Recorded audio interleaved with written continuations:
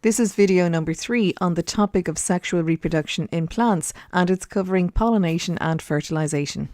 So now you know the detailed structure of the flower, you also know how the pollen grain was formed, and you also know how that embryo sac was produced and how it produced the egg cell and the polar nuclei. And the next stage now is the transfer of that pollen grain to the female part of the flower, the stigma of the carpel.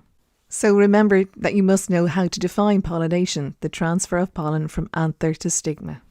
If the transfer of pollen is from the anther to the stigma on the same flower or a flower on the same plant, this is called self-pollination. It's not ideal as it results in a less robust plant. When pollen gets transferred from the anther of one flower to the stigma of another flower on a different plant but of the same species, well, this is known as cross-pollination, and it's the more preferred method because it results in a more robust plant. Some flowers rely on the wind to carry the pollen, so they are wind pollinated. They are often feathery looking, they don't have bright coloured petals, the reproductive parts hang on the outside of these flowers, and grass would be a good example of a wind pollinated plant. Some flowers depend on animals for pollination. These flowers are usually brightly coloured, have a nice perfume, and the reproductive parts are found within the flower.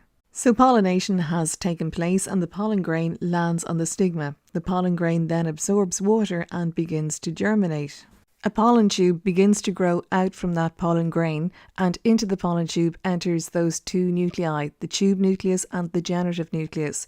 The pollen tube will continue to grow down through the style towards the ovule of the flower, and it's growing controlled by that tube nucleus.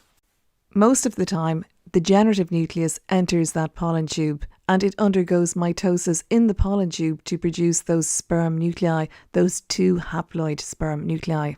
The pollen tube grows down through the carpel towards the ovule and it's controlled by that tube nucleus. Inside the pollen tube are those male gametes, those sperm nuclei, and remember they're both haploid. Eventually the pollen tube will make its way to the micropyle, which is the entrance to the ovule. It's here that the tube nucleus degenerates and so those sperm nuclei can enter the ovule. So now the first fertilization event can happen. Those sperm nuclei enter the embryo sac and the first fertilization event takes place.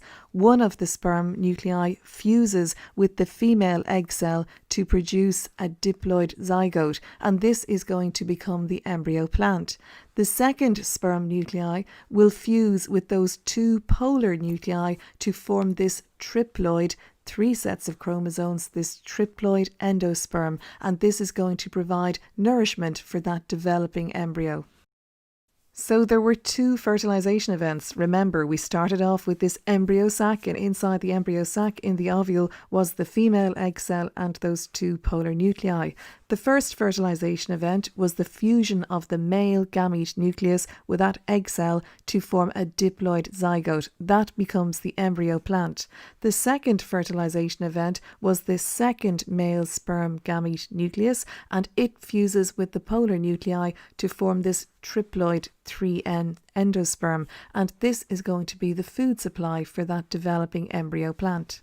So that's the end of video number 3 on sexual reproduction in flowering plants. So you should be able to define pollination, distinguish between self and cross-pollination, discuss the formation of the pollen tube and the role of that tube nucleus, and also how those male gamete nuclei were formed by that generative nucleus undergoing mitosis in the pollen tube.